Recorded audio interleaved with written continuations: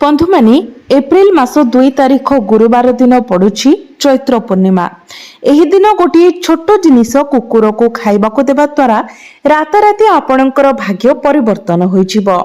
आपण जेते इच्छा करिवे सेतिकी धन अर्जन करि पारिबे। 7 जन्म धरि तुमको जो दारिद्र्यता भोग करि आसीछि ताहा उभेजिबो। तुमर परवर्ती 7 पीढ़ी विलासरे जीवन बिताइबे। तुमे एक आंगुठी मध्य न उठाई तुमर संचय करिथिबा धन को उपभोग करिब। माँ लक्ष्मी तुम उपरे एपरि असीम कृपा वृष्टि करिवे जे तुमर धन संचित करिबा पई तुमर स्थान सरीजिब। तुमे एते टंका अर्जन करिब जे तुमे सब किछि परिचालना करिबाको कष्टकर होई पड़िब।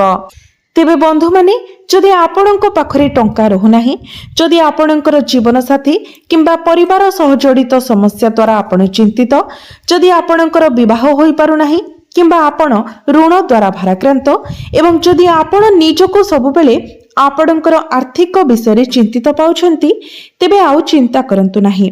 केवल कुकुर को एक गोटे छोट जिनिस आपण चैत्र पूर्णिमा दिन खुआई दियंतु। एहा द्वारा आपणकर समस्त असुविधा दूर होइछिबो।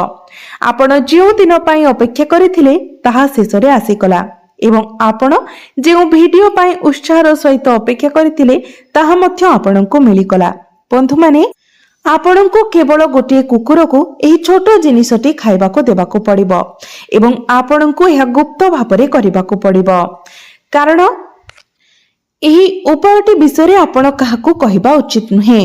केवल एही छोट उपायटी करि सारिबा परे आपणकर जीवन रे जो सकारात्मक परिवर्तन आसीबो ताहा आपण केबे कल्पना मध्य करि नथिबे एवं जीवन काल धरि लागि रहितिबा आपणकर दारिद्र्यता मध्य समाप्त होइजिबो। आपणकर जे कोनोसी समस्या हेउ, आपणकर समस्त प्रकारर समस्या दूर होइजिबो। तो बंधु माने मु आज आपनकु 5टी उपाय विषय कहिबाकु जाउछि, अर्थात 5टी निर्दिष्ट जिनिस विषय कहिबाकु जाउछि। जो माने आर्थिक असुविधा किंबा धन संबंधी समस्यार सम्मुखीन हेउछंती सेमानंको पई एक निर्दिष्ट जिनिस अछि जहा आपण एक कुकुर को खाइबाकु देबा उचित। आर्थिक समृद्धिर प्रतिकार रे एक स्वतंत्र जिनिस शामिल हेबो। जो माने ऋण सहित संघर्ष करूछंती सेमानंको पई एक निर्दिष्ट उपाय रहिछि। जो माने विवाह करिबारे असुविधा आसुछि सेमानंको पई निर्दिष्ट उपाय रहिछि एवं जदि आपणकर स्वास्थ्य संबंधी समस्या अछि तो सेथि पई मध्य पृथक प्रतिकार रहिछि। यह व्यतीत जो मानकर जीवन समस्या द्वारा जर्जरित, जो माने सेमानकर परिवार मध्यरे शांति एवं सद्भावर अभाव देखुछंती, जो मानकर वैवाहिक जीवन खराब होउछि किंबा जो माने निजको छाड़पत्रर द्वार देशरे पाइछंती सेमानंको पाई मध्य अन्य एक प्रतिकार रहिछि।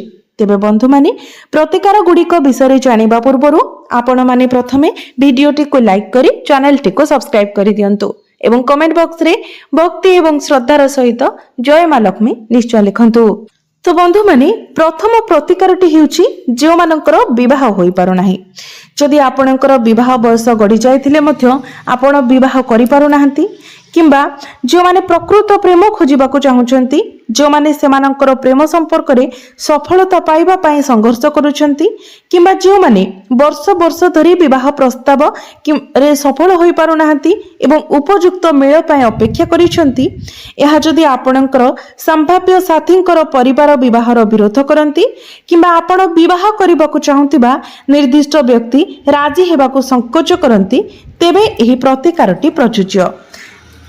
एही प्रतिकारटी करिबा क्षणी आपणकर विवाहर रास्तारे ठिया होइतिबा प्रत्येक प्रतिबंधक दूर होइछिबो। तो बंधु माने सेथि पई आपण एही चैत्र पूर्णिमा दिन जे कोनोसी मंदिर को जांतु। तापरे आपण जदि कोनोसी देवी मंदिर को जाइछंती तो देवी को एक चुनरी अर्पण करंतु। तापरे तेबे मने रखंतु चुनरीटी उच्च गुणवत्तार होइतिबा आवश्यक, एक भलो आकार एवं सूक्ष्म सामग्रीर हेबा उचित। एहा सहित किछि भोग मध्य आपण देवी मां को अर्पण करंतु। विशेष करी धला रंगर मिठा अर्पण करंतु। तापरे देवी को सम्मुखरे आपण निजर समस्या विषय कहंतु। मु मोर विवाह संपर्क रे एही निर्दिष्ट असुविधार सम्मुखीन हेउछि, एही विशेष प्रतिबंधक मो रास्ता रे ठिया होइछि, दया करी एहा को दूर करंतु। एहा परे माता रानी को पई एक पवित्र दीप जलांतु। आपणकर पूजा एवं प्रार्थना करंतु। ଏବଂ ତାପରେ ତାଙ୍କୁ ଅର୍ପଣ କରିଥିବା ପ୍ରସାଦର ଏକ ଅଂଶ ନିଅନ୍ତୁ ଏବଂ ଯେକୌଣସି କୁକୁରକୁ ଖାଇବାକୁ ଦିଅନ୍ତୁ। ତ ଏହାକୁ ଆପଣଙ୍କୁ ଗୋଟିଏ କୁକୁରକୁ ଖାଇବାକୁ ଦେବାକୁ ପଡ଼ିବ। ତାପରେ ବାକି ଯେଉଁ ପ୍ରସାଦ ରହିଲା ତାକୁ ତୁମେ ନିଜେ ଗ୍ରହଣ କର। ଯେତେବେଳେ ତୁମେ ଏହି ପ୍ରତିକାର କରିବ ତ ଆପଣ ଦେଖିବେ ଯେ ଆପଣଙ୍କର କୁଣ୍ଡଳୀରେ ଯଦି ଶନି ଗ୍ରହ ଖରାପ ପ୍ରଭାବ ଦେଉଥାନ୍ତି ତେବେ ତାଙ୍କର କୁପ୍ରଭାବ କମିଯିବ ଏବଂ ଯାହା ଫଳରେ ଆପଣଙ୍କର ବିବାହରେ ଯେଉଁ ବାଧା ଉପୁଜୁଥିଲା ତାହା ମଧ୍ୟ ଦୂର ହୋଇଯିବ। ଏହା ବ୍ୟତୀତ ଯେତେବେଳେ କୁଣ୍ଡଳୀରେ ବୁଧ ଗ୍ରହ ଦୁର୍ବଳ ହୋଇଯାନ୍ତି ଏହା ମଧ୍ୟ ବୈବାହିକ କ୍ଷେତ୍ରରେ ବାଧା ସୃଷ୍ଟି କରିପାରେ ଏବଂ ଏହି ଉପାୟ କରିବା ଦ୍ୱାରା ଆପଣଙ୍କର କୁଣ୍ଡଳୀରେ ଦୁର୍ବଳ ଦେଖାଯାଉଥିବା ଗ୍ରହ ଗୁଡ଼ିକ ଶକ୍ତିଶାଳୀ ହେବେ ଏବଂ ଆପଣଙ୍କର ବିବାହରେ ବାଧା ସୃଷ୍ଟି କରୁଥିବା ବାଧା ଗୁଡ଼ିକ ଦୂର ହୋଇଯିବ ଏବଂ ମାତାରାଣୀଙ୍କର ଆଶୀର୍ବାଦ ମଧ୍ୟ ଆପଣଙ୍କ ଉପରେ ବର୍ଷିବ। ଯଦି ଆପଣ ଏହି ପ୍ରତିକାର କରୁଛନ୍ତି ତେବେ ଆପଣ ଦେବୀ ମାଙ୍କର ଅସୀମ କୃପା ପାଇବେ। ତେଣୁ ପ୍ରତିକାରଟି ନିଶ୍ଚିତ ଭାବରେ କରନ୍ତୁ। ପରବର୍ତ୍ତୀ ପ୍ରତିକାର ହେଉଛି ଧନ ଏବଂ ସମୃଦ୍ଧି ପାଇଁ। ଏହା ସେମାନଙ୍କ ପାଇଁ ଯେଉଁମାନେ ଗୁରୁତର ଆର୍ଥିକ ଅସୁବିଧାର ସମ୍ମୁଖୀନ ହେଉଛନ୍ତି କିମ୍ବା ଯେଉଁମାନେ ବର୍ତ୍ତମାନ ଦାରିଦ୍ର୍ୟରେ ଜୀବନଯାପନ କରୁଛନ୍ତି। ଦେଖନ୍ତୁ ବନ୍ଧୁମାନେ, ଯଦି କାହା ପାଖରେ ଟଙ୍କା ନାହିଁ ତେବେ ଜୀବନ ନର୍କ ଠାରୁ ମଧ୍ୟ ଖରାପ ହୋଇପାରେ। ଅଧିକନ୍ତୁ ବିଶେଷ କରି ଘରେ ଯଦି କୌଣସି ଶୁଭମାଙ୍ଗଳିକ କାର୍ଯ୍ୟ ହୁଏ କିମ୍ବା ପର୍ବପର୍ବାଣୀ ସମୟରେ ପାଣ୍ଠିର ଅଭାବ ଥାଏ ତେବେ ଜୀବନ ଏବଂ ଉତ୍ସବ ଉଭୟ ସମ୍ପୂର୍ଣ୍ଣ ଦୁର୍ବଳ ଅନୁଭବ ହୁଏ। ଘର ଏବଂ ପରିବାରର ଆବଶ୍ୟକତା ପୂରଣ କରିବାକୁ ପଡ଼ିଥାଏ। ପିଲାମାନଙ୍କର ଆବଶ୍ୟକତା ପ୍ରତି ମଧ୍ୟ ଧ୍ୟାନ ଦେବାକୁ ପଡ଼ିଥାଏ। ଯଦି ହାତରେ ଟଙ୍କା ନାହିଁ ତେବେ ପର୍ବପର୍ବାଣୀ ଶୁଭମାଙ୍ଗଳିକ କାର୍ଯ୍ୟ ଅଭିଶାପ ଠାରୁ କମ୍ ମନେ ହୁଏ ନାହିଁ। ପର୍ବର ଆନନ୍ଦ ଦୁଃଖରେ ପରିଣତ ହୁଏ। ସେଥିପାଇଁ ଟଙ୍କା ରହିବା ଅତ୍ୟନ୍ତ ଜରୁରୀ ଏବଂ ଯଦି ଦେବୀ ଲକ୍ଷ୍ମୀ ନିଜେ ତୁମ ଘରକୁ ଆଶୀର୍ବାଦ କରନ୍ତି ତେବେ ଶବ୍ଦ ଗୁଡ଼ିକ ପରବର୍ତ୍ତୀ ଆଶୀର୍ବାଦକୁ ବର୍ଣ୍ଣନା କରିପାରିବ ନାହିଁ। ତେବେ ବନ୍ଧୁଗଣ, ଆପଣ ଏହି ପ୍ରତିକାର କିପରି କରିବା ଉଚିତ? ଦେବୀ ଲକ୍ଷ୍ମୀଙ୍କର କୃପା ପାଇବା ପାଇଁ ଆପଣ କେଉଁ ନିର୍ଦ୍ଦିଷ୍ଟ ପଦକ୍ଷେପ ନେବା ଉଚିତ? ତେବେ ସେଥିପାଇଁ ଆପଣ ଗୋଟିଏ ରୁଟି ପ୍ରସ୍ତୁତ କରନ୍ତୁ ଏବଂ ତାପରେ ଏଥିରେ ଗୁଡ଼ ଲଗାନ୍ତୁ। ଯେତେବେଳେ ଆପଣ ଏହାକୁ ପ୍ରସ୍ତୁତ କରିବେ ସେତେବେଳେ ନିଶ୍ଚିତ କରନ୍ତୁ ଯେ ରୁଟିଟି ତାଜା ଏବଂ ଉଷ୍ମ ଅଛି। ଏହାପରେ ଗୁଡ଼ ବିଛାଇ ଦିଅନ୍ତୁ ଏବଂ ତାପରେ ମାତାରାଣୀଙ୍କର ପୂଜା ସମୟରେ ଅର୍ଥାତ୍ ଆପଣଙ୍କ ଘରେ ମା ଲକ୍ଷ୍ମୀଙ୍କର କିମ୍ବା ମା ଦୁର୍ଗାଙ୍କର ଯଦି କୌଣସି ଫଟୋଚିତ୍ର ଅଛି କିମ୍ବା ମୂର୍ତ୍ତି ଅଛି ସେଠି ଆପଣ ନେଇ ମାଙ୍କ ନିକଟରେ ଭୋଗ କରନ୍ତୁ ଏବଂ ତାପରେ ଆପଣ ଗୋଟିଏ ପବିତ୍ର ଦୀପ ଜାଳନ୍ତୁ। ତାପରେ ମାଙ୍କର ଆରତି କରନ୍ତୁ। ଆପଣଙ୍କର ସାଧାରଣ ରୀତିରେ ଆପଣଙ୍କର ପୂଜା କରନ୍ତୁ। ତାପରେ କିଛି ସମୟ ବ୍ୟବଧାନ ପରେ ବିଶେଷ କରି 15ରୁ 20 ମିନିଟ୍ ପରେ ସେହି ରୁଟିଟି ଉଠାଇ ଆଣନ୍ତୁ। ତାପରେ ଏହାକୁ ପରିବାରର ମୁଖ୍ୟଙ୍କ ପାଖକୁ ନେଇଯାଆନ୍ତୁ, ଯିଏ ପରିବାରରେ ପ୍ରଥମ ରୋଜଗାର କରନ୍ତି, ଯିଏ ଧନ ଏବଂ ଆୟ ଆଣନ୍ତି ଏବଂ ସେମାନଙ୍କ ଶରୀର ଉପରେ ପ୍ରାୟ 21 ଥର ରୁଟିଟିକୁ ଉପରକୁ ତଳକୁ କରି ମୁଣ୍ଡରୁ ପାଦ ପର୍ଯ୍ୟନ୍ତ ଘୁରାଇ ନିଅନ୍ତୁ। ଏହି ପ୍ରକାରେ 21 ଥର ସେମାନଙ୍କ ଏହି ରୁଟିଟି ଘୁରାଇବା ପରେ ତାପରେ ତାକୁ ଆପଣ ନେଇ କୁକୁରକୁ ଖୁଆଇ ଦିଅନ୍ତୁ। ଆପଣ ଯେଉଁ ପ୍ରଥମ କୁକୁରକୁ ଭେଟିବେ ତାକୁ ଖୁଆଇ ଦିଅନ୍ତୁ। ମୁଁ ଗ୍ୟାରେଣ୍ଟି ଦେଉଛି ଯେ ଯେତେବେଳେ ଆପଣ ଏହି ଉପାୟଟି କରିବେ ସେତେବେଳେ ଆପଣଙ୍କ ପାଇଁ ଧନର ପଥ ଖୋଲିଯିବ। ଦେବୀ ଲକ୍ଷ୍ମୀ ସ୍ୱୟଂ ଆପଣଙ୍କ ଉପରେ ତାଙ୍କର ଆଶୀର୍ବାଦ ବର୍ଷା କରିବାକୁ ଆସିବେ।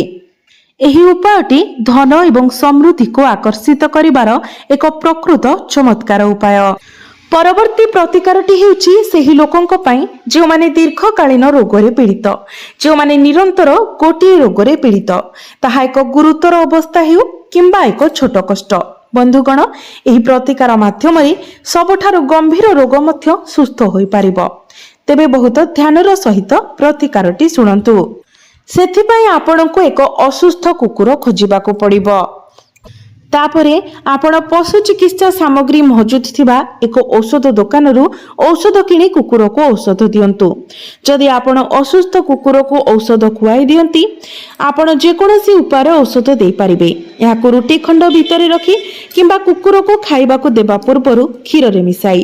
ବିଶ୍ୱାସ କରନ୍ତୁ, ଏପରି କରିବା ଦ୍ୱାରା ଦେବୀଙ୍କର ଅସୀମ କୃପା ଏପରି ହେବ ଯେ ଆପଣଙ୍କର ଘର କିମ୍ବା ପରିବାରରେ ଯେ କେହି ଅସୁସ୍ଥ ଥିବେ ସେ খুব শীঘ্র সুস্থ হয়ে বর্তমান আপনার পরিবারের থিবা সমস্ত রোগ সম্পূর্ণ ভাবে উভেইଯିବ এবং ଆପଣଙ୍କୁ ଡାକ୍ତରଖାନା ଖର୍ଚ୍ଚ ପାଇଁ ଗୋଟିଏ ଟଙ୍କା ମଧ୍ୟ ଖର୍ଚ୍ଚ କରିବାକୁ ପଡ଼ିବ ନାହିଁ। बंधु माने जड़े व्यक्ति जेते गुरुतर रोगरे पीड़ित हुंतु ना कहीं ताहा हृदरोग, उच्च रक्तचाप, मधुमेह, वृकक रोग किंबा कर्कट रोग हेउ माता राणींकर कृपा द्वारा एही समस्त कष्टर समाधान हुए। तेणु बंधु माने आपण माने निश्चित भाव में एही प्रतिकार गुड़ी को करंतु। परवर्ती प्रतिकारटी हेउची ऋण समस्यार समाधान पाई।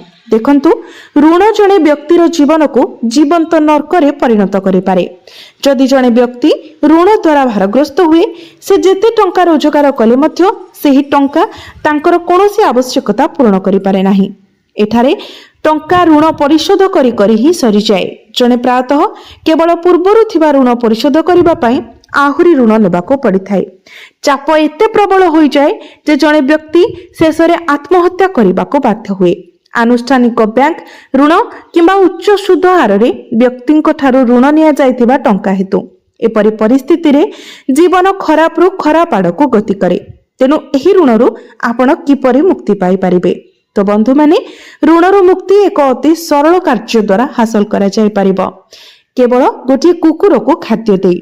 बंधु माने मो एहा विषय एक निर्दिष्ट प्रतिकार कहिबाकू जाउछि एवं एहा पछरे थिबा आध्यात्मिक गुरुत्व मध्य कहिबाकू जाउछि। देखंतु ऋणर समस्या हमर निजस्व कर्मरु ही उत्पन्न हुए। एहा हमर पूर्व जन्म रे करा जायथिबा किछि कार्यरु एवं हमर वर्तमान जीवन रे करा जायथिबा कार्यरु उत्पन्न हुए जहा हम उपरे एक भारी बोझ भाबरे जमा हुए। आमे ऋण रूपरे एही बोझर भार सह्य करिबाकू एवं अनुभव करिबाकू बाध्य। जड़े व्यक्ति जहा करिबाकू चेष्टा कले मध्य जदि से ऋण द्वारा निजको फासरे पकांती तेबे सेमानंकु बुझिबाकू पड़िबो जे सेमाने पूर्व जन्म रे किंबा एही जन्म रे करा जायथिबा पापर परिणाम भोगुछंती। थरे सेही पापर मुक्ति पाई गले ऋणरू मुक्ति स्वाभाविक भाबरे आसीबो। तेनु बंधु माने सेथि पई आपणको किछि प्रतिकार करिबाकू पड़िबो। तो बंधु माने एही चैत्र पूर्णिमा दिन आपण 9 जण युवती को भोजन परिवेषण करंतु। तापरे आपण कुकुर मानंकु खाइबाकू देबा पई पृथक व्यवस्था करंतु। आपणको अति कम रे 11टी किंबा विकल्प भाबरे 9टी कुकुरंकु खाइबाकू देबाकू पड़िबो। तो आपण सेमानंकु बिस्कुट देई परिबे, क्षीर भात देई परिबे किंबा क्षीर सहित रुटी मध्य देई परिबे। तेबे अति कम रे 9टी रु 11टी कुकुरंकु खाइबाकू देबा आवश्यक। आपणको पाखरे जहा भी रंधा खाद्य अछि ताहा कुकुर मानंकु खाइबाकू दियंतु। जदि आपण एही उपायटी करूछंती तेबे आपण प्रचुर आध्यात्मिक पुण्य संग्रह करिवे। जे पुण्य अर्जन करिवे ताहा एते गभीर हेबो जे एहा आपणकर पूर्व जन्म रे किंबा 7 जन्म रे करिथिबा पापरु आपणकु मुक्ति देबो। आपण आहुरी अधिक आध्यात्मिक लाभ पाइबे। आपणकर कर्म उन्नत हेबो एवं आपण वर्तमान सह्य करुथिबा जे कोनोसी ऋणर भाररु अति शीघ्र मुक्ति पाइजिबे। बंधु माने आपण माने एही ऋणरू बहुत शीघ्र मुक्त होइजिबे। तेणु यथाशीघ्र एही प्रतिकार करिबा उचित। बंधु माने परवर्ती प्रतिकार पई समस्त इच्छा पूर्ण करिबा पई एहा उद्दिष्ट। बंधुगण